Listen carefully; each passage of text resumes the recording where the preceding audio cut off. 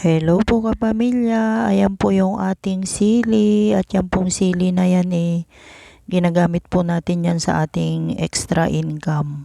At yung sili na yan kung nakikita nyo meron siyang lapnos kung tawagin. Yung lapnos po kasi mga kapamilya nakukuha po yan pagka yung sobrang tindi ng init tapos biglang nag-uulan. Nagkakasakit po yung sili, nagkakaroon po sila ng ganyan lapnos kung tawagin.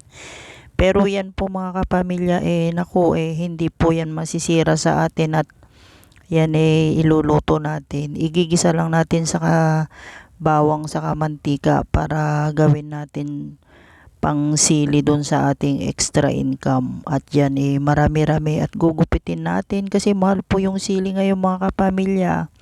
Sayang naman yan kung itatapon lang, kaya kailangan hindi natin sayangin. Kahit na may mga ganyan pwede pa rin na pakukuluan lang natin dito sa mantika. At yan malaking pakinabang yan. Mahal po ang presyo ng siling maanghang ngayon mga kapamilya. Kaya ayan lulutuin natin para magamit po natin. At yan naman low heat lang yung ating apoy para hindi siya kaagad masunog. Pakukuluan lang natin hanggang sa maluto yung sili. At yan po kapamilya, luto na po yung ating sili. Bye! Hello po kapamilya, ayan po yung ating fresh na dahon ng malunggay. At yan naman iluluto natin ngayon at magmumunggo tayo mga kapamilya. Yan po masarap na ulam na naman galing sa garden yung ating dahon. At ayan kapamilya, nagisa na po tayo at haluan natin yan ng dahon ng malunggay at isa na namang masustansyang recipe ang ating tanghalian. Kaya yan po yung ating tanghalian ngayon. Masarap po yan at yan naman isa na namang pambansang ulam yan kapamilya. Kumbaga sa ulam na yan pangmaramihan. Kaya yan yung niluto natin. Kaya ayan kapamilya yung ating ulam. Kita nyo fresh from the garden pa rin yung dahon ng ating malunggay at yan naman masarap na ulam yan. Kaya yan yung ating niluto. Ayan po kapamilya at mabilis lang po yan lutuin. Pagka kumulo na po yan ready na po yung ating malunggay, luto na po yan. Mabilis lang naman po yan lutuin kapamilya at yan pagka ganyang kumulo pwede nang kumain. Hello po kapamilya, ayan po yung ating tortang talong at yan iluluto natin. Alam nyo po ba kapamilya na napakalaking natipid natin dito sa ating mga bunga ng talong. At yan nagkukos lang po ng yung dalawang itlog na gagamitin natin is 20 pesos kasi price ng tindahan po yon. At syempre yung pampalasa 5 pesos saka yung mantika natin 10 pesos. O di po ba napakalaking bagay na nakatipid tayo. 35 pesos lang po yung ating nagastos pero meron na po tayong tanghalian.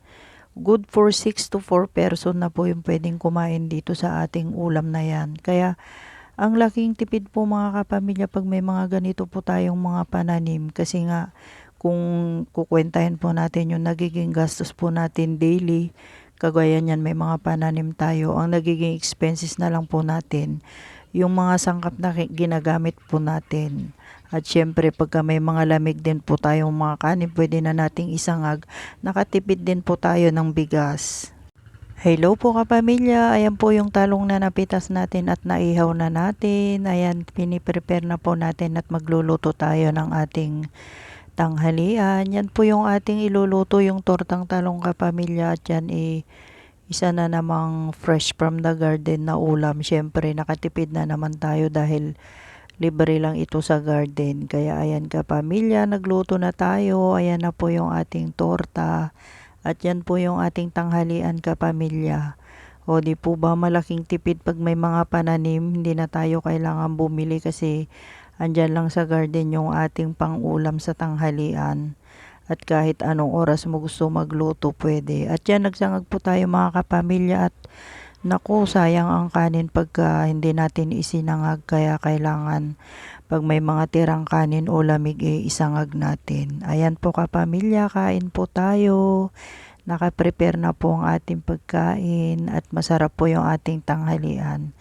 Thank you so much po sa blessings. Bye!